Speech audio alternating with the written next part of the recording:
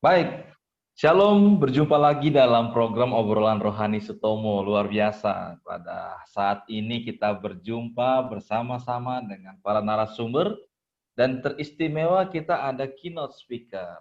Dan saat ini kita akan belajar tentang pelajaran rohani yang luar biasa yang menjadi referensi bagi saudara-saudara dan menjadi berkat rohani pastinya. Dan bagi kita juga yang mempelajarinya pada saat ini, mengobrolkannya, akan menjadi berkat juga bagi kita yang ada hari ini. Dan antara lain ada Pak Simbolon. Halo Pak Simbolon. Halo, salam. Ketemu lagi. Shalom. Terima kasih atas bergabungnya bersama-sama. Pak Eldi, apa kabar Pak Eldi? Luar biasa, puji Tuhan. Ya, Pak Simbolon dan Pak Eldi adalah anggota dari Jemaat Kayu Putih Cabang Sutomo. Lalu ada tamu kita juga nih, Saudara Marolop Sihan. Halo. Halo, shalom, Saudara Shalom. Chris. Ini adalah anggota dari Jemaat Kebayoran. Wah, luar biasa. Dan ada lagi anak muda, Edo Siburian. Shalom, Pendeta. Shalom, terima kasih. Edo adalah anggota Jemaat Taman Harapan. Lalu ada Pendeta Denny Panjaitan. Halo Pendeta. Shalom, salam sehat bagi kita semua. Salam sehat, terima kasih. Dan ini dia, keynote speaker kita dari Konferensi DKI Jakarta, Direktur SSPP, Pendeta Keter Sagala. Halo Pendeta. Halo, shalom. Terima kasih atas kehadiran saudara-saudara dan teristimewa keynote speaker kita Pendeta Kettler. Jadi saudara-saudara, bagi narasumber yang lain jangan takut jika ada kesalahan-kesalahan atau kurang paham, ada keynote speaker kita tanyakan ke beliau. Baik, pekan ini pelajaran rohani kita berjudul Orang Kristen dan Pekerjaan. Orang Kristen dan Pekerjaan. Nah, apa itu dimaksudkan dari antara orang Kristen dan pekerjaan? Nanti kita akan bicarakan itu, kita akan obrolkan. Maka sebelumnya kita akan berdoa terlebih dahulu. Kita undang Bapak Marolop Sihan untuk doa buka kita. Silakan. Baik, kita bersatu dalam doa. Maha besar Allah Bapa yang bersemayam dalam tahta kerajaan sorga, kami menghampiri tahta kasih karunia dengan segala ucapan syukur kami atas segala kasih Tuhan kepada masing-masing kami, sehingga Tuhan boleh mempertemukan kami di dalam sebuah room platform media Zoom ini untuk kami boleh bersama-sama berdiskusi mempelajari firman Tuhan. Kiranya Roh Kudus-Mu boleh Engkau curahkan bagi kami, dan biarlah kami boleh menyampaikan segala pelajaran firman Tuhan ini hanya dengan tuntunan Roh Kudus-Mu saja. Jikalau ada pelanggaran dan dosa kami yang menghalangi kami untuk datang kepada Tuhan dan menyampaikan firman ini, kami mohon ampun, dan biarlah itu semua boleh Tuhan sempurnakan, dan pelayanan atau pelajaran pada hari ini boleh membawa kami datang hidup lebih dekat kepada Tuhan. Berkati Pendeta Sagala yang akan bersama dengan kami untuk menuntun kami di dalam pelajaran ini. Terpujilah nama Tuhan, mohon ampun untuk segala dosa pelanggaran kami. Di dalam Yesus kami berdoa. Amin. Amin. Baik, terima kasih Pak Marolop. Baik, kembali lagi, obrolan rohani kita pekan ini adalah orang Kristen dan pekerjaan. Di dalam satu ayat yang luar biasa, 1 Korintus 15 ayat 58 berkata, karena itu saudara-saudaraku yang kekasih, berdirilah teguh, jangan goyah dan giatlah selalu dalam pekerjaan Tuhan. Ketahuilah bahwa pekerjaanmu dalam persekutuan dengan Tuhan tidaklah sia-sia. Oke, kita bahas tentang pekerjaan. Ya, orang Kristen pasti kita semua adalah pekerja ya. Di sini ada yang pengangguran? Nah, tidak ada ya, puji Tuhan. Tapi di sini ada orang muda yang masih kuliah, yaitu Edo Siburian. Edo Siburian juga perkuliahan itu adalah sebuah pekerjaan di dalam level masanya. Dan yang luar biasa dalam obrolan kita ini ada semua level, ada orang tua, orang dewasa, orang muda. Sehingga segala perspektif akan kita dengarkan. Nah, berbicara tentang orang Kristen dan pekerjaan. Nah, pekerjaan itu adalah ide dari Tuhan. Nah, kita tahu dalam sebuah karya yang indah dalam kitab Kejadian, bagaimana Tuhan mengatakan 6 hari lamanya engkau bekerja. Nah, suatu konsep yang sangat jelas tentang ide pekerjaan ini. Dan pastilah sebagai orang Kristen, saudara-saudara yang mendengarkan ini harus bekerja. Jangan berdiam diri saja di rumah. Harus bekerja, bergerak, dan lakukan dan isi waktu Anda dengan sebuah pekerjaan. Nah, lalu pertanyaannya adalah, apa sih sisi-sisi pekerjaan? Apa saja dalam kehidupan kita, dan apa yang dimaksud di dalam pekerjaan itu ada sisi apa yang sehingga orang itu masuk dalam sebuah dunia pekerjaan, khususnya orang-orang Kristen. Bagaimana Edo melihat ini?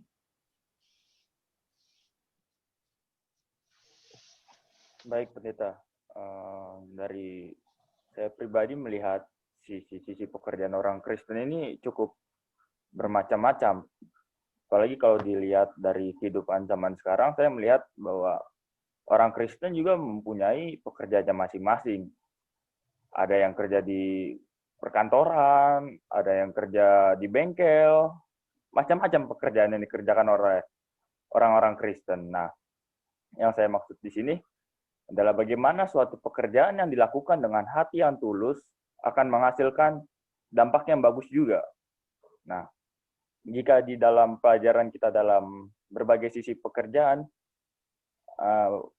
saya mengambil bahwa pekerjaan dapat memberikan harga diri. Nah, pekerjaan dapat memberikan harga diri. Ada pepatah mengatakan, capek bekerja, lebih capek lagi kalau tidak bekerja. Nah, ini pepatah yang mungkin sering terdengar bagi kehidupan kita masing-masing. Nah, tapi tanpa pekerjaan juga, orang-orang akan merasa tertekan dan kehilangan arah. Nah, ini orang-orang akan merasa tertekan dan kehilangan arah. Karena apa? Karena aktivitas-aktivitas yang akan dijalani setiap harinya, ya begitu-begitu aja. Jadi orang itu akan merasa bosan tanpa suatu pekerjaan. Nah, jadi untuk saya juga orang muda di sini ada poin penting di dalam pelajaran kita.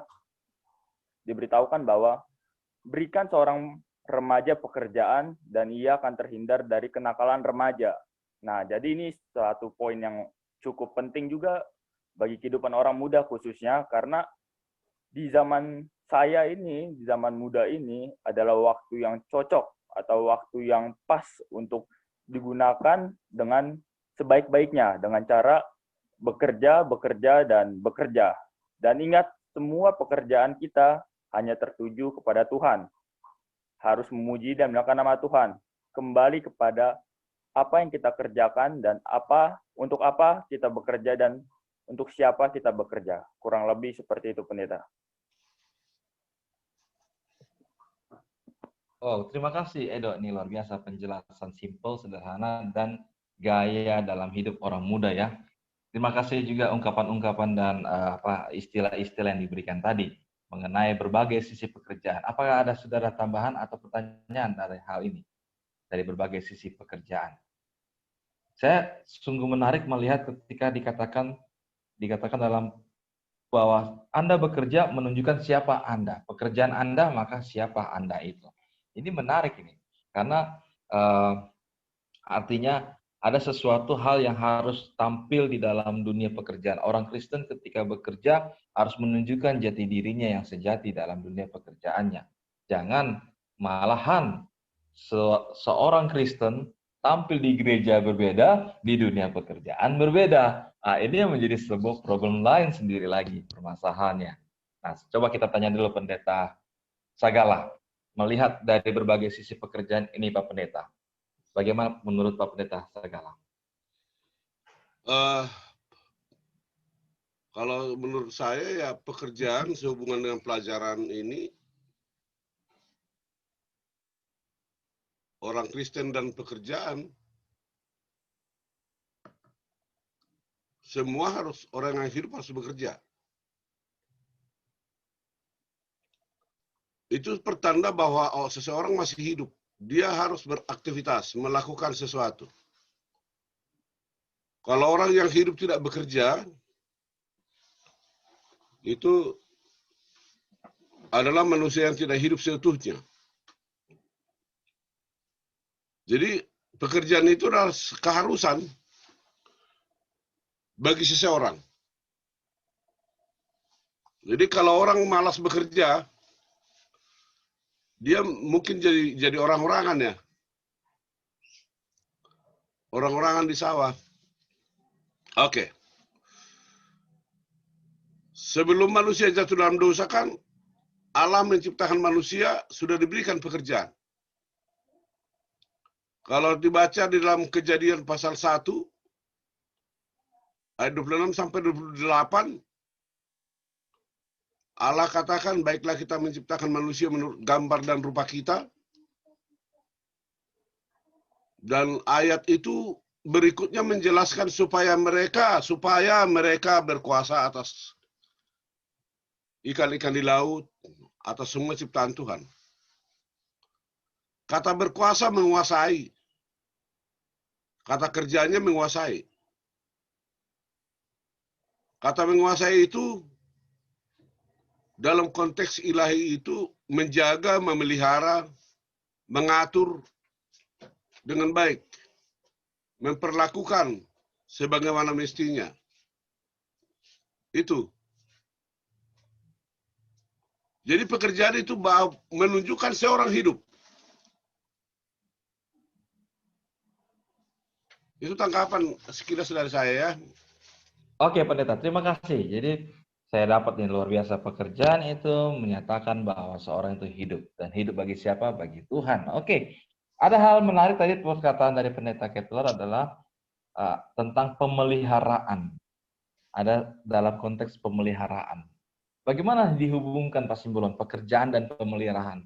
Siapa yang dipelihara di sana, Pak Simbolon? Ya, baik. Ini kalau berbicara soal pekerjaan, tadi Saudara Edo tadi mengatakan bahwa bekerja itu sebagai suatu kebanggaan gitu ya.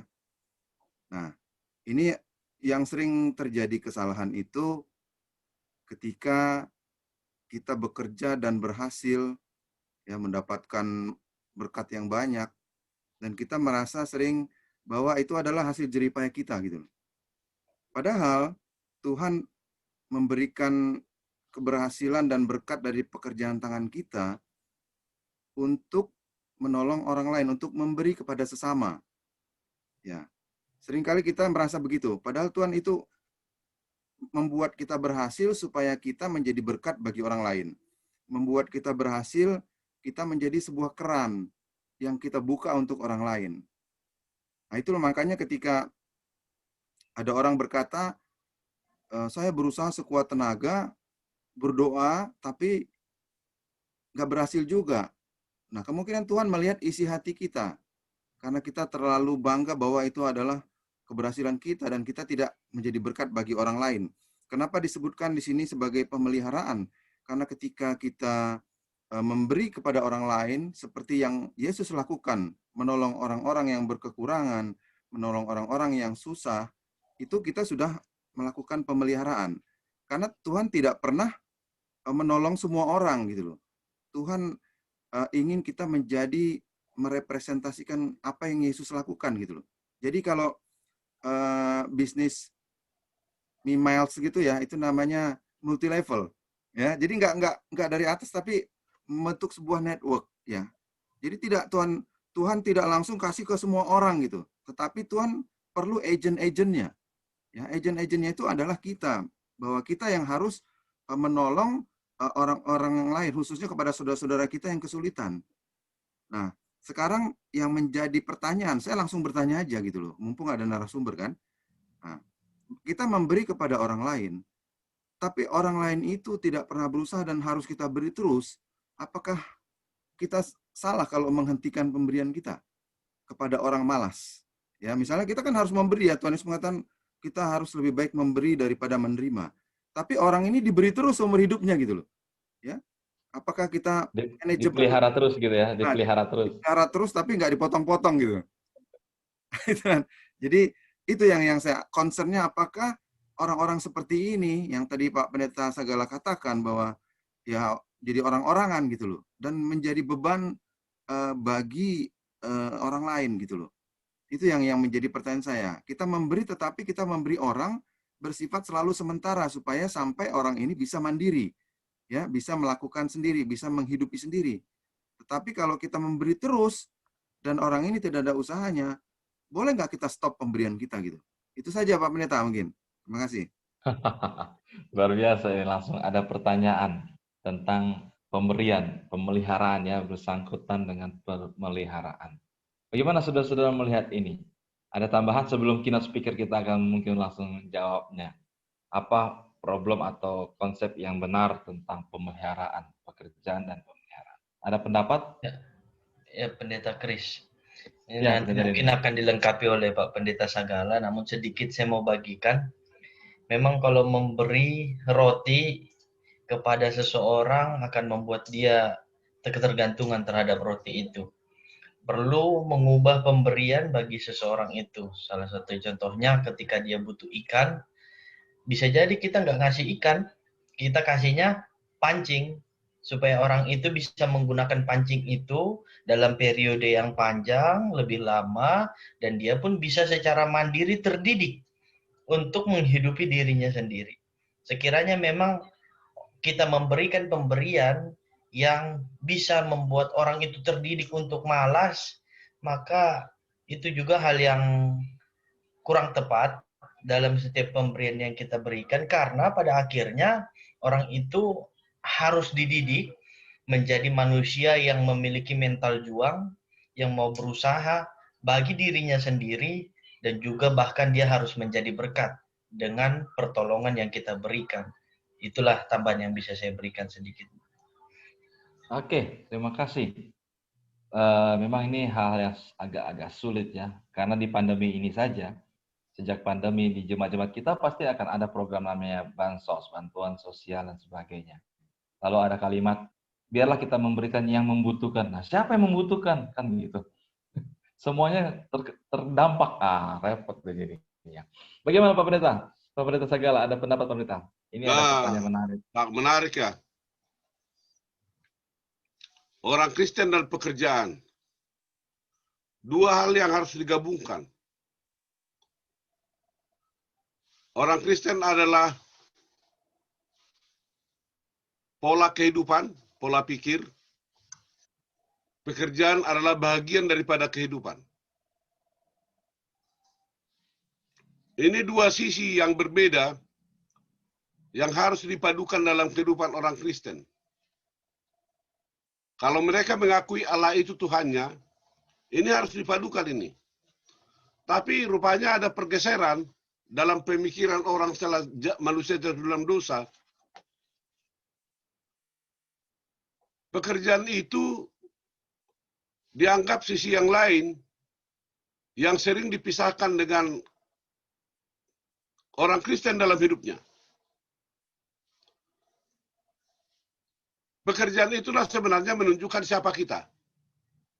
Makanya saya katakan tadi, kalau orang tidak bekerja, dia tidak orang yang tidak mengakui Allah itu Tuhannya.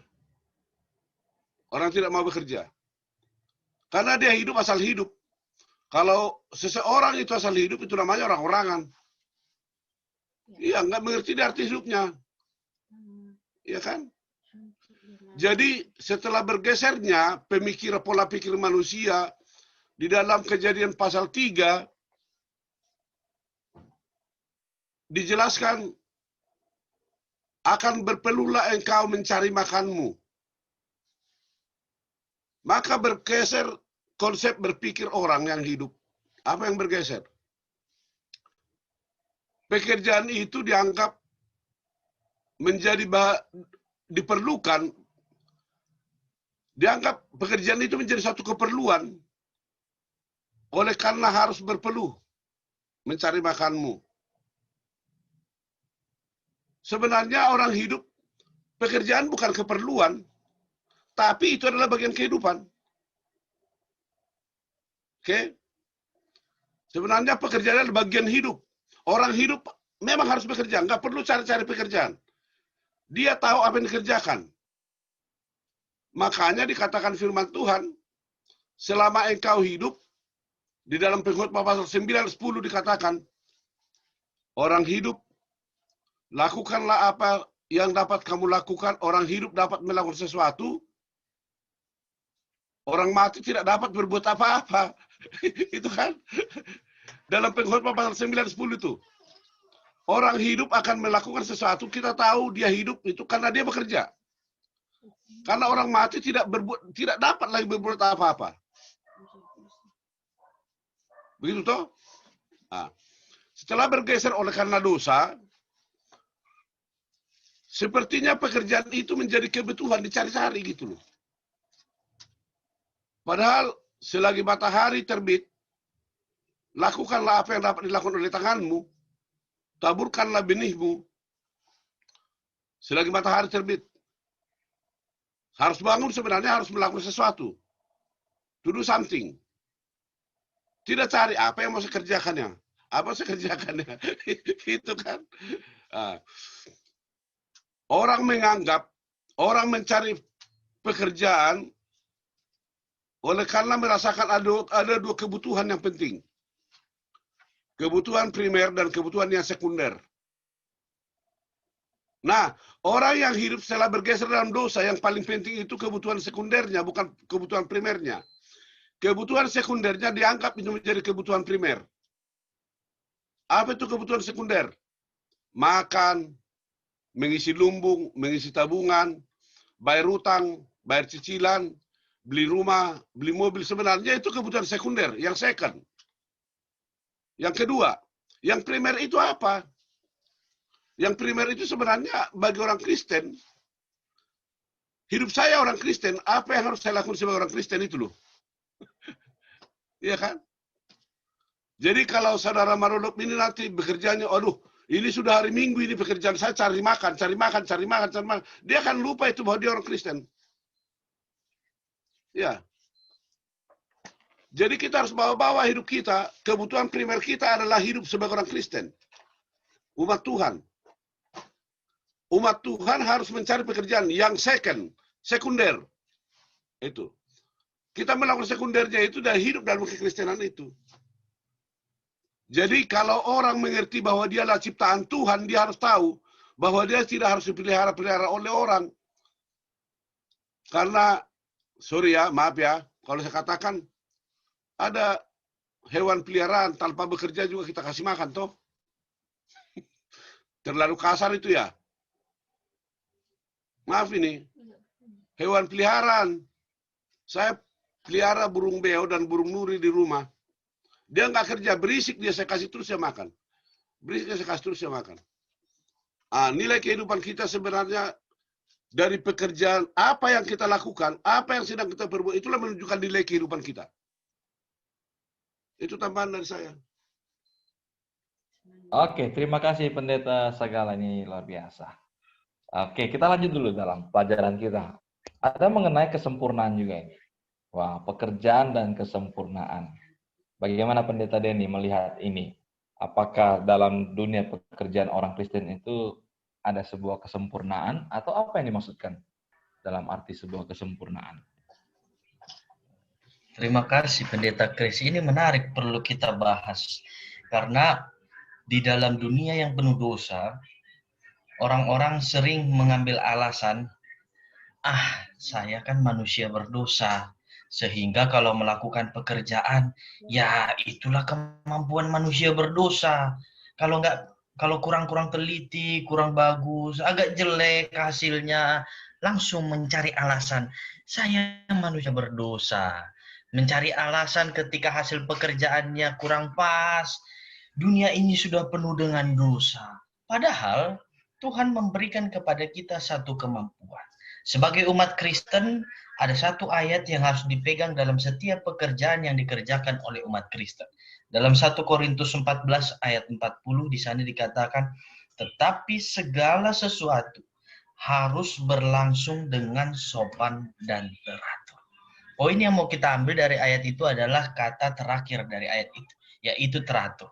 Karena Allah teratur, maka dia mau para pengikutnya pun juga memiliki keteraturan. Kalau kita melihat contoh dalam Alkitab, kita bisa menggunakan contoh di mana Tuhan memberikan instruksi kepada Musa untuk membangun kemah suci. Untuk membangun tenda kemah bagi orang yang sudah merantau, kabur dari Mesir 40 tahun, itu bukan hal yang sulit karena dia biasa hidup di padang pasir. Untuk membangun tempat berlindung dia adalah hal yang mudah. Tapi rupanya Tuhan mau menggunakan manusia belajar dari sesuatu hal yang biasa tapi dikerjakan dengan luar biasa, extraordinary. Karena bisa jadi pada saat Tuhan memberikan perintah kepada Musa, kecil Tuhan, aku mau ngerjakan itu sambil minum-minum sirup pun, minum-minum susu, minum-minum bandrek pun gampang itu. Sambil nongkrong di UKI, ku bikin itu sketsanya, pekerjaan kecil itu Tuhan. Tapi rupanya enggak begitu. Satu poin yang kita bisa dapat adalah jangan pernah menyepelekan pekerjaan apapun. Pekerjaan yang paling sederhana, pekerjaan yang menjadi keahlian kita, kerjakan dengan teliti, kerjakan dengan sempurna. Kemah suci didirikan dengan luar biasa. Bahkan untuk pakaian imam saja, hampir Musa mendapatkan 150 instruksi atau poin-poin dalam pakaian itu. Artinya tidak boleh sembarangan. Manusia dalam mengerjakan apapun tidak boleh sembarangan, membutuhkan ketelitian karena pekerjaan yang ceroboh tidak dapat diterima oleh Tuhan. Baik dalam pelayanan maupun dalam pekerjaan di kantor, dalam aktivitas sehari-hari, Tuhan tidak suka. Kalau gitu sulit dong. Sebagai manusia berdosa kan saya punya kekurangan. Bagaimana saya bisa memenuhinya? Rupanya dalam kisah ini sangat menarik. Manusia memang memiliki keterbatasan, namun Allah tidak terbatas. Allah memberikan kepada Bezaleel dan Aholiab dua orang yang digunakan sebagai alat Tuhan dalam merancangkan setiap detail-detail pada kemah suci. Mulai dari tongkat yang disalut emas, mulai dari kain-kain dari kulit-kulit yang dipakai, semuanya Tuhan yang instruksikan. Dan Tuhan karuniakan itu kepada setiap manusia yang mau rendah hati menerima tuntunan dari Tuhan. Sehingga tidak ada lagi alasan bagi manusia untuk berkata, nggak apa-apalah, pekerjaan saya kurang rapi, kurang sempurna, kurang teliti, karena saya manusia berdosa. Tidak ada lagi. Sama seperti Aholiab dan Bezaleel, mereka dimampukan oleh Tuhan untuk mengerjakan pekerjaan dengan sempurna. Maka kita pun umat-umat Kristen, hal yang sama Tuhan berikan kepada kita. Inilah sedikit tanggapan mengenai pekerjaan dan kesempurnaan ini, Pendeta Kris. Oke, terima kasih Pendeta Denny. Dengan kata lain berarti kesempurnaan dalam sebuah pekerjaan itu menuntut tentang standar tinggi itu ya. Bagaimana kita membangun sebuah kebiasaan untuk sebuah standar yang tinggi. Karena Allah pun adalah Allah yang memiliki standar yang tinggi. Mungkin kita lanjut dulu, nanti kita akan lihat bagaimana, karena saya lihat ada sebuah keselarasan ketika bicara pekerjaan dan kesempurnaan, maka itu juga bicara berhubungan tentang pekerjaan dalam sebuah kerohanian. Karena ini sangat menarik juga. Nanti kita baru minta pendapat dari Pendeta Kettler untuk bagaimana antara kesempurnaan dan kerohanian ini. Nah, bagaimana yang dimaksudkan dari pekerjaan dan kerohanian? Apakah ada relasinya secara langsung dalam sebuah pekerjaan itu dengan kerohanian seseorang itu, apalagi umat Kristen? Bagaimana Saudara Maralop melihat ini? Oke, baik. Terima kasih Pendeta Kris untuk kesempatannya. Jadi pekerjaan dan kerohanian ini bukanlah satu-satu ya, pekerjaan sendiri, kerohanian sendiri. Ini adalah satu keterkaitan yang sudah dibilang oleh Pendeta Denny, sudah dibilang juga oleh Pendeta Kettler. Bahwa memang terus terang saya pakai aplikatif aja. Di mana saya bekerja sekarang itu ada salah satu core value perusahaan, kebetulan saya bekerja di sebuah grup rumah sakit, tapi bukan institusi kita, di mana salah satu core grup tersebut adalah godly compassion. Jadi setelah sekian banyak pelayanan apa segala macam core value-nya, ada profit juga di sana, tapi ada terselip di tengah-tengah core value itu godly compassion. Adalah sifat kasih sayang Tuhan yang ditaruh di dalam sebuah core value. Itu core value perusahaan, core value grup rumah sakit tersebut.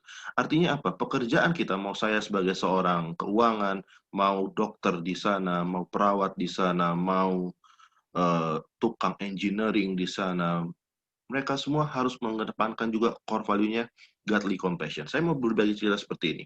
Ketika saya diajak seorang dokter, ada pasien meninggal, tapi saya harus menagih billingnya, kalau enggak jenazahnya enggak bisa dibawa, tapi saya harus mengatakan duka cita terlebih dahulu. Ada godly compassion di sana. Bagaimana saya mau menagih? Saya harus memberikan billing ini, billing rumah sakit, tapi di saat yang bersamaan saya harus menyampaikan kata duka cita, menyampaikan value daripada Tuhan bahwa kita itu ini akan ada sebuah kebangkitan loh. Jadi ini hanya sementara loh. Tapi Anda harus bayar tagihan rumah sakit ini. Ini sesuatu yang sulit sebetulnya untuk bagi orang yang berduka. Ya, itu sulit. Tapi pelajaran kita pada hari ini mengatakan bahwa ada Galatia 5 ayat 22 sampai 26 dan saya menekankan ayat 25 dan 26. Jikalau kita hidup oleh roh, baiklah hidup kita juga dipimpin oleh roh. Dan janganlah kita gila hormat, janganlah kita saling menantang dan saling mendengki. Ini yang nggak boleh di antara kami di dalam pekerjaan saya sekarang. Pekerjaan saya sekarang mungkin berbeda dari pekerjaan-pekerjaan sebelumnya, di mana perusahaannya selalu mengedepankan keuntungan bagi perusahaan. Tapi sekarang kami harus memberikan godly compassion, yang membuat saya belajar lebih banyak daripada, walaupun saya sudah mengenal Tuhan sejak saya kecil, keluarga saya sudah membina saya seperti itu, tapi ketika saya melihat dunia luar, sama orang Kristen, kami harus belajar tentang godly compassion. Kita belajar bersama di sana. Itu yang saya mau sampaikan, bahwa itu tidak bisa serta-merta berpisah. Saya harus menunjukkan kasih, saya juga harus menunjukkan hormat kepada pasien. Tapi di saat yang bersamaan, saya juga harus menjalankan tugas saya sebagai seorang profesional. Nah, jadi inilah yang membuat kita harus hidup oleh roh, seperti Galatia 5 ayat 22 sampai 26 tadi. Apa sih roh itu? Kasih, sukacita, damai sejahtera. Ya, kita harus memberikan itu kepada orang lain, baik itu dari sisi pekerjaan maupun dari sisi kerohanian kita. Ketika kita sudah menunjukkan kasih, sukacita, damai sejahtera, roh itu kepada orang lain itu juga bisa apa? Melihat, oh ya, Yesus itu ada di dalam diri kita. Itu susah. Setiap hari kami ada doa di dalam rumah sakit, ada berdoa. Setiap hari Kamis kami juga ada ibadah bersama. Tapi itu semua kami doakan untuk kesembuhan pasien. Bukan untuk pekerjaan kami supaya sukses, enggak. Kata pimpinan kami, uang akan datang. Betul juga, karena mereka tidak mungkin meninggalkan rumah sakit kalau tidak membayar. Tetapi bagaimana kita tidak boleh keras kepada mereka, semua orang harus ditolong. Tidak ada tunggu-tunggu apakah dia pakai insurance pemerintah atau insurance pribadi. Semua harus ditolong. Masuk emergency, setelah itu apa tindakannya. Tidak ada menunggu, finance tidak boleh bilang harus bayar dulu, tidak. Saya tidak boleh mengeluarkan perintah itu. Itu sesuatu yang baru saya pelajari sekarang, tetapi itu adalah suatu cerminan yang harus saya pegang sebagai orang Kristen, ternyata harus seperti itu ya. Dan ketika kami berbicara dengan yang denominasinya berbeda, ya termasuk yang majority juga di sana, mereka bilang, kenapa Bu? Ibu nggak, ya kayak negara kita sekarang ya, agak-agak fanatik gitu kan, Ibu nggak takut nanti yang fanatik ini nanti akan bilang, kok berobat ke rumah sakit yang dibilang katanya nanti kafir, gitu kan? Saya nggak peduli saya mau dibilang kafir atau enggak, tapi saya merasakan ada kuasa dari Allah Subhanahu wa Ta'ala katanya yang menyembuhkan keluarga saya. Itu yang sesuatu yang kita harus kedepankan sebagai orang Kristen, bahwa Yesuslah yang dipuji, bukan pelayanan rumah sakitnya. Dan bagi saya itu sebuah pelajaran yang baru, dan itu membuat saya, oh iya, saya harus lebih lagi datang kepada Tuhan. Terlepas profesionalisme saya sebagai seorang keuangan. Mungkin itu tambahannya. Terima kasih. Oke, terima kasih. Luar biasa ini. Saudara Marul langsung memang dia seorang praktisi nih. langsung dia ceritakan suatu pengalamannya. Itu sebuah kesaksian dan pelajaran yang baik. Dan memang ada sebuah pertanyaan juga sih sebenarnya. Bagaimana jika pekerjaan itu pekerjaan yang bertentangan secara langsung antara rohani dengan duniawi kan gitu, sangat bertentangan, dan misalkan orang Kristen ada di dalamnya, itu sebuah problem tersendiri ya mungkin ya. Bagaimana Pendeta Kettler, ada tambahan Pendeta untuk hal ini, kesempurnaan dalam pekerjaan dan kerohanian? Pekerjaan dan kesempurnaan. Menarik ini. Saya membaca Keluaran pasal 25 itu, manakala Allah memberikan perintah melalui Musa kepada bangsa Israel supaya membangun Ka'bah. Yang sangat tertarik di saat Allah melalui Musa memberikan perintah supaya membuat tabut. Kalau istilah orang disebutkan peti perjanjian. Kalau baca itu Keluaran pasal 25 sangat detail. Rinci. Dan yang menentukan bahan materialnya adalah Allah. Haruslah engkau buat dari kayu penaga. Nggak boleh kayu yang lain. Iya. Kayu yang mirip-mirip dengan penaga nggak bisa. Membentuk peti itu, ukurannya harus detail, rinci, tepat. Bergeser 1 mili, coba saudara lihat tukang perabotan rumah, pembuat lemari atau pembuat peti, kotak. Kalau ukurannya, sisinya sama, penutupnya harus persis sama ukurannya. Penutupnya itu bergeser 1 mili. 1 mili saja, itu tidak ngeplak dia tutupnya. Ngeklop dia. Iya. Jadi pekerjaan yang direncanakan, itu direncanakan dengan baik. Pekerjaan rohani, pekerjaan dunia sama. Apa itu pekerjaan rohani? Pekerjaan rohani adalah ibadah kita kepada Tuhan. Perbaktian kita kepada Tuhan. Sesuatu yang mau kita persembahkan kepada Tuhan. Kalau di dunia ini saja, seperti Marolop katakan tadi, harus sempurna kita bekerja, supaya perusahaan itu bisa pakai kita terus. Dianggap menjadi karyawan menetap.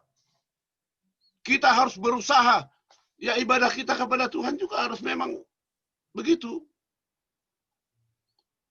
Mau beribadah jangan sembarangan. Mempersembahkan sesuatu kepada Tuhan jangan sembarangan. Buah roh itu katakan, lemah lembut, sukacita, damai sejahtera. Itu pekerjaan rohani itu ya. Ia mengasihi harus sempurna. Kalau kita memaafkan orang harus sempurna. Sempurna. Gua maafin lo, tapi gua nggak mau lagi dekat-dekat sama lo. Gitu kan orang kan. Maaf sih maaf, tapi berteman nggak mau lagi saya. Gitu kan. Itu nggak sempurna itu. Saya sudah maafin. Kapan sih? Udah 50 tahun, 10 tahun yang lalu, udah 10 tahun. Tapi masih diingat-ingat. Itu nggak sempurna itu. Haruslah engkau membuat kata Tuhan. Ukurannya sekian meter ke sini. Kainnya, kain linan, harus kain warna ungu, harus begini, harus disalut dengan emas. Itu pengerjaan emas itu, pandai emas itu, bekerja sangat teliti sekali. Coba bayangkan kalau emas ketika dia digosok dan ada serbuknya yang terjatuh, terlempar, tertiup angin, berapa kerugiannya? Itu. Kalau salah potong dia, itu gramnya, ukuran gramnya itu saja harus detail. Jadi orang-orang Kristen itu, cara bekerja, menunjukkan orang Kristen, dia bekerja seharian pun harus terencana dengan baik. Persiapkan dengan baik. Detail. Itulah orang Kristen. Teliti, cermat. Teliti, cermat. Nggak boleh sembarangan. Itu gambaran daripada membangun Ka'bah itu adalah sebenarnya membangun kehidupan kita, membangun pola pikir orang Kristen yang mau bekerja. Apapun yang mau kita lakukan. Makanya dikatakan, apapun yang mau kita lakukan, lakukanlah semuanya untuk apa? Kemuliaan Tuhan. Di saat engkau makan, di saat engkau minum, di saat engkau berbuat sesuatu apapun, di saat engkau melakukan sesuatu apapun, lakukanlah itu semua untuk kemuliaan Tuhan. Jadi ingat membangun Ka'bah, bagaimana cara membangunnya, mempersiapkan perabotannya, demikianlah kita melakukan pekerjaan duniawi kita juga seperti itu. Walaupun kita hanya sekedar mencari pundi-pundi, menambah tabungan kita, ya di Bank BCA atau di Bank Mandiri, membangun renovasi rumah kita supaya lebih besar lagi. Nah, that's the problem. Tapi ingat, bagaimana membangun Ka'bah itu, begitulah membangun kehidupan kita. Membangun karena cara kita bekerja, itulah menunjukkan karakter kita seperti apa. Terima kasih. Terima kasih Pak Pendeta Sagala, ini luar biasa. Oke, dan bagaimana bicara tentang pekerjaan dan penata layanan? Ini apa yang ditata dari sebuah pekerjaan? Apa yang ditata dan sebuah penata layanan itu bagaimana maksudnya, Pak Eldi? Oke, sebetulnya semuanya sudah diungkapkan oleh kita semua, masuk dari Pak Simbolon, Pak Pendeta Denny Penjahitan, Pak Marolopsian, termasuk Edo, apalagi orang yang sangat kita membimbing kita ini, Bapak Ketrer Sagala sudah secara terperinci satu persatu. Cuman saya bisa menambahkan pekerjaan dan penata layanan kita sebagai orang Kristen. Puji Tuhan, saya yang baru mengenal Kristen ini memang tersentuh dan dituntut. Saya baru. Tapi saya merasakan penata layanan kita sebagai orang Kristen ini memang kita harus tampil beda. Dalam status, kita mencari pekerjaan. Kita sebagai orang Advent, jelas orang bisa membedakan dengan Kristen lain dari segi penampilan maupun dari segi makanan. Ini dalam status lingkungan. Nah, untuk segi pekerjaan, kita bukannya harus mengisi rohani tanpa pekerjaan dalam badani kita, itu nanti nggak sejalan. Yang mana tadi sudah disinggung oleh Bapak Pendeta, di Pengkhotbah 9 ayat 10, segala sesuatu yang dijumpai tangan untuk dikerjakan, kerjakanlah itu sekuat tenaga, karena tak ada pekerjaan, pertimbangan, pengetahuan, dan hikmat dalam dunia orang mati, kemanapun engkau pergi. Nah, ini sungguh luar biasa ini, firman Tuhan, di Pengkhotbah 9 ayat 10 ini. Kita memang harus bekerja untuk mengisi badani kita. Tetapi yang lebih penting lagi kita isi adalah kerohanian kita sebagai umat Kristen. Khususnya kita orang Advent. Saya menjadi orang Advent sangat berbahagia. Walaupun baru menjadi keluarga besar Advent. Nah, penata layanan, kita berbicara penata layanan. Penata layanan ini kita sebagai orang Advent, jangan kita berbicara dengan secara teori. Puji Tuhan, saya merasakan apa yang harus saya hadiahkan untuk Kristus, untuk Tuhan. Penata layanan apa yang harus saya bikin? Bagaimana saya belajar mengabarkan Injil? Pertama-tama dari diri saya sendiri. Tadinya saya orang uragan, berbeda dengan tadinya saya masih dengan ruang lingkup saudara sepupu kita. Kemudian puji Tuhan, selalu Quranian saya ini dituntun oleh Pendeta Kris Pasu, termasuk Pak Pendeta Denny Penjahitan, apalagi Pak Simbolon sebagai ketua di Stomo ini. Saya sangat bangga dan bahagia, sangat penuh hidup sukacita di dalam cara saya belajar untuk penata layanan. Apa yang disebut penata layanan? Kalau menurut saya, Yesus telah mengajarkan kita, mari kita menginjil. Itu tidak cukup dengan ucapan. Kita harus turun praktek. Memang tidak semudah membalikkan telapak tangan. memang kalau kita memang murni, kalau saya sekarang tinggal di gereja, apa yang harus saya perbuat? Berrelasi dengan lingkungan, dengan masyarakat luas, tutur bahasa kita sebagai orang Nasrani atau orang Kristen Aten ini sangat tampil beda. Selama ini puji Tuhan itu udah hampir saya dapatkan, baru hampir. Tetapi saya akan arahkan ke sana untuk penata layanan saya ini. Saya tidak berbuat untuk manusia, saya berbuat untuk Tuhan. Banyak hal rintangan selama ini saya lakukan, apa yang saya rasakan, tapi puji Tuhan, setelah saya menjadi pengikut Kristus, apa yang saya rasakan sebelum dan sesudah saya pengikut Kristus sekarang ini, secara pribadi saya mengatakan sebagai umat Kristen Advent, penuh hidup dengan sukacita. Walaupun banyak kerikil-kerikil tajam, kadang-kala saya mengarungi usia yang udah tua ini, saya banyak yang terpijak atau banyak yang saya rasakan masalah pribadi, tapi saya tetap berserah kepada Tuhan. Jadi dalam penata layanan ini kita memang harus fokus untuk menjangkau lebih banyak. Tadi sudah disinggung juga sama Bapak Pendeta Kettler, yang mana kita ini hidup di zaman akhir ini. Jadi kita nggak bisa untuk mengungkapkan kerohanian kita saja. Kita harus mengisi juga kerohanian kita dalam arti kepribadian kita. Contoh yang saya rasakan, banyak bermacam-macam karakter manusia di mana kita bergaul. Nah, kita sebagai anak Allah, pengikut Yesus Kristus, kita memang harus tampil beda. Bagaimana orang itu supaya kita nggak berpujian, kita berserah kepada Yesus di dalam cara penginjilan atau kita berkomunikasi bagaimana kita sebagai seorang Advent. Jadi untuk saya, Pak Pendeta, pekerjaan dan penata layanan ini memang harus kita sebagai orang Kristen Advent. Dan kita bersinergi satu dengan lain. Puji Tuhan, organisasi kita cukup baik untuk mengarahkan ke depannya yang lebih terbaik lagi di antara kita. Di dalam sifat penata layanan ini, saya akui memang sangat sungguh luar biasa. Yang dalam artian, mari kita menginjil, tidak cukup dengan ucapan, langsung praktek.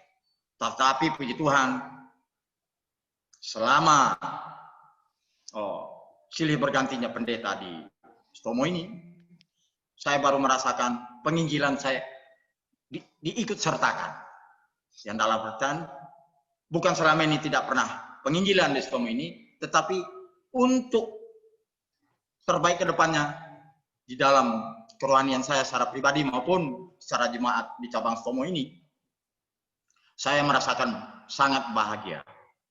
Mulai dari tangan Pak Pendeta Sitanggang, kemudian Bapak Pendeta Denny Penjahitan, berlanjut dengan ditugaskan Bapak Pendeta Kris Pasuhuk.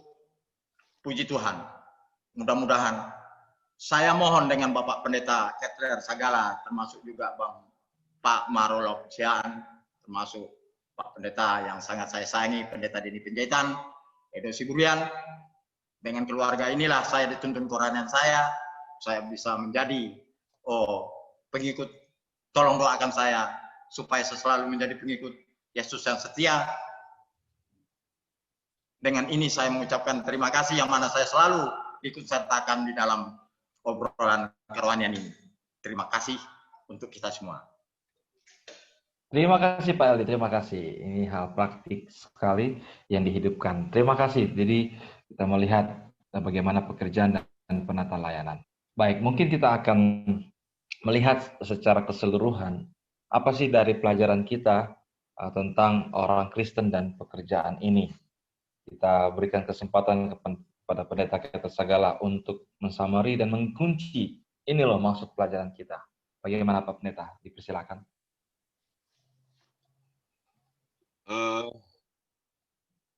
Merupakan rangkuman daripada pelajaran sekolah sahabat kita selama 1 minggu ini. Bagaimana manusia dapat menyadari bahwa dia adalah ciptaan Tuhan. Setiap orang diciptakan Tuhan, diberikan Tuhan kesempatan hidup adalah untuk rencana dan maksud Tuhan. Sama seperti kepada manusia yang pertama hidup di dunia ini, di bumi ini. Jadi, bagaimana Adam dan Hawa diberikan pekerjaan oleh Tuhan untuk mengatur, demikian juga kita, setiap orang yang hidup. Tuhan berikan kesempatan hidup bagi kita adalah untuk melakukan sesuatu yang Tuhan sudah sediakan untuk kita kerjakan. Bagi setiap orang, ada pekerjaan disediakan oleh Tuhan. Sesuai dengan talenta kita, kesanggupan kita. Tuhan mau hidup kita ini diatur dengan baik, pola pikir ini tertata dengan baik. Oleh karena itu, kita akan melatih pikiran kita, pola pikir kita, konsep kita, mengatur pola hidup kita, cara bekerja kita, supaya terencana dengan baik. Penata layanan kita yang sempurna adalah detail, rinci. Rinci dengan waktu, rinci dengan pelaksanaan, rinci dengan menentukan. Jadi tidak hanya rinci dalam pikiran, tapi pelaksanaannya, cara melakukannya juga harus detail. Sehingga pekerjaan itu akan menghasilkan hasil yang maksimal. Hidup ini disediakan Tuhan untuk melayani. Hidup ini adalah kesempatan untuk melayani. Melayani apa? Melayani sesuai dengan rencana Tuhan. Melayani sesuai dengan Tuhan. Walaupun sering terkonsep dalam pikiran orang, konsep yang mendasar itu penata layanan itu hanya selalu masalah uang. Rupanya penata layanan bukan hanya uang melulu. Kalau kita berpikir hanya dengan masalah uang, maka kehidupan kekristenan kita akan menjadi sempit.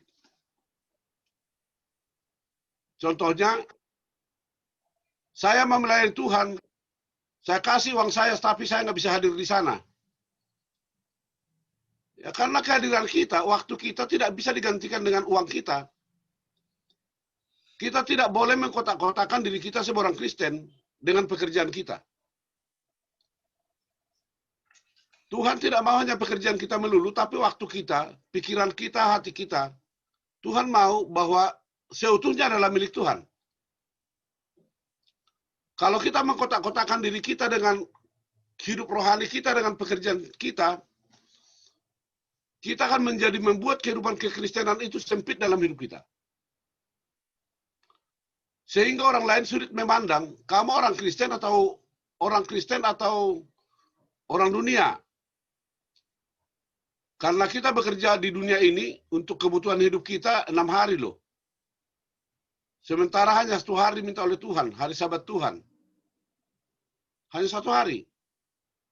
Terus kalau 6 hari kita kotakkan diri kita sebagai pekerja dunia, bekerja di dunia ini, terus pikiran kita akan tertata nggak di dalam Tuhan?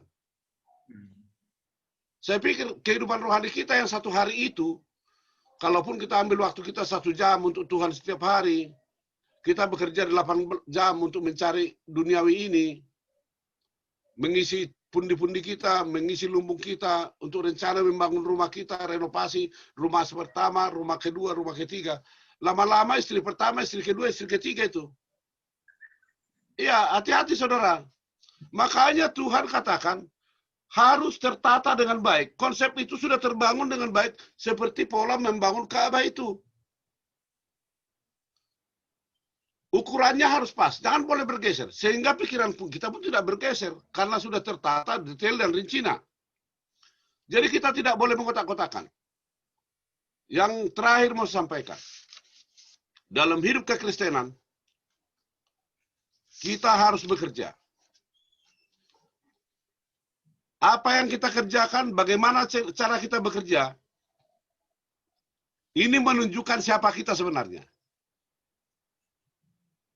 Apa yang kita kerjakan, apa yang sedang kita lakukan, bagaimana cara kita melakukannya, cara kita bekerja. Kalau saudara Marlop tadi sampaikan, ini loh yang saya lakukan di kantor, tempat saya bekerja, ini loh sana saya sadar saya orang Kristen, saya harus lakukan ini loh, detail.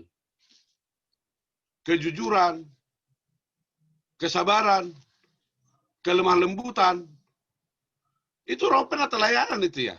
Roh penatelayanan itu. Jadi saudara-saudara yang kasih oleh Tuhan, sehingga tidak ada pekerjaan kita yang sia-sia. Seperti dia katakan dalam Pengkhotbah pasal 2. Apapun saya lakukan di bawah matahari, semuanya menjadi sia-sia. Kenapa? Why? Apa yang membuat menjadi sisa? Kalau pekerjaan kita tidak sesuai dengan rencana Tuhan, akan menjadi sia-sia. Saya pikir itu pelajaran kita untuk selama 1 minggu ini menjadi rangkuman penting, poin-poin penting bagi kita. Supaya itu dalam kekristenan. Saya kembalikan kepada moderator, Pendeta Chris. Terima kasih Pendeta Sagala, ini luar biasa kita mendapatkan obrolan yang penuh berkat bagi kita, dan saya berharap ini pun menjadi berkat bagi saudara-saudara yang menyaksikan dan mengikuti obrolan ini. Dan maka saudara-saudara, inilah akhir dari obrolan kami. Kami sangat berharap saudara boleh menyaksikan ini dan menjadi berkat juga, boleh di-share ke media-media lainnya. Saksikan di GMHK, Kayu Putih, Cabang Sutomo, YouTube channel kami. Dan kami juga akan share di Facebook fanpage GMHK, Kayu Putih, Cabang Sutomo. Dan saya berharap pelajaran ini menjadi referensi saudara-saudara. Menjadi referensi untuk nanti akan didiskusikan pada hari Sabat mendatang. Dan ini menambah juga informasi-informasi penting tentang pelajaran pekan, pelajaran rohani kita ini. Oke, untuk mengakhiri dari obrolan rohani Sutomo ini, maka kita akan tutup dengan doa. Kami meminta kesediaan memohon Pendeta Ketel Sagala untuk berdoa bagi kita semua. Kita berdoa. Kami berterima kasih kepadamu Tuhan, kami juga puji namamu oleh karena kasih dan rahmatmu telah bersama dengan kami. Selama kami melakukan obrolan kehidupan rohani kami sebagai orang Kristen sebagai umat-umat Tuhan. Dipandu melalui pelajaran yang penting, kekristenan dengan pekerjaan yang menghubungkan kami harus hidup sesuai dengan rencana Tuhan di dalam hidup kekristenan kami dan juga dalam kehidupan kami sehari-hari. Bersama dengan hamba Tuhan Pendeta Chris, Saudara Simbolon, Bapak Edi, Saudara Marolop Sehan, Saudara Edo Siburian, dan Saudara Pendeta Muda Deni Panjaitan.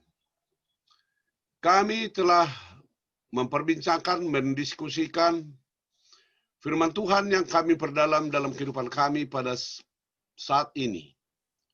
Kiranya apa yang kami bicarakan ini di saat akan disebarluaskan, akan dipublikasikan, boleh mendatangkan berkat bagi setiap pemirsa, setiap penonton yang mengikuti acara dengan live ataupun mereka melihat melalui channel YouTube.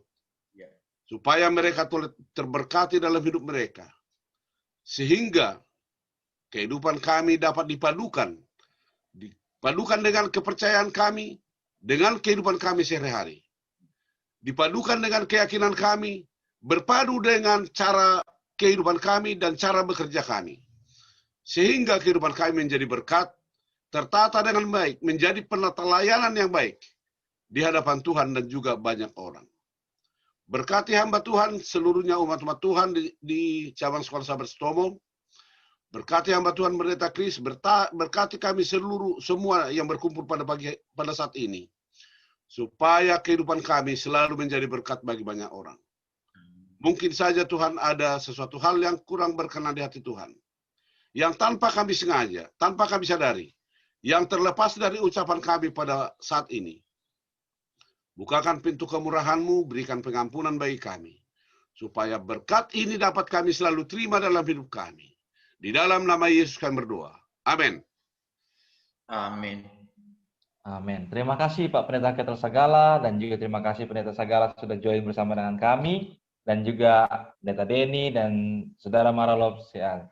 Terima kasih semuanya, dan saudara-saudara pemirsa, nyalakan lonceng di YouTube channel kami supaya ketika video ini di-post maka saudara menerima notifikasinya. Sampai berjumpa di pekan berikutnya, dan Tuhan memberkati kita. Pekan berikutnya ada pelajaran yang menarik lagi. Bye-bye semuanya. Terima kasih. Bye-bye.